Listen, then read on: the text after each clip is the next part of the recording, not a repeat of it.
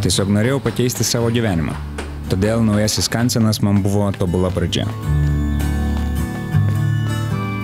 Pagaliau išmokau neskubėti ir leisti daugiau laiko savo malonumui. Čia supo draugiška kaiminystė, geros emocijos, daug galimybių. Naujas būstas įkvėpė keistis. Suradau geresnį gyvenimo balansą. Gavau daugiau laiko savo. Čia nebuvo problemų naudotis miesto privalumais. Daug gamtos šalia, japoniškas sodas ir fanų stadionas netoliese, Konstitucijos prospektas, kur dirbu. Viskas pasiekiama 15 minučių atstumu.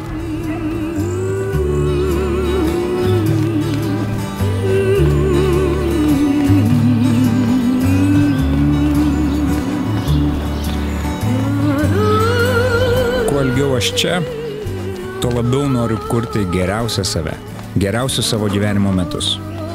Rimtiems sprendimams reikia laiko, bet aš jau čia. Naujas aš.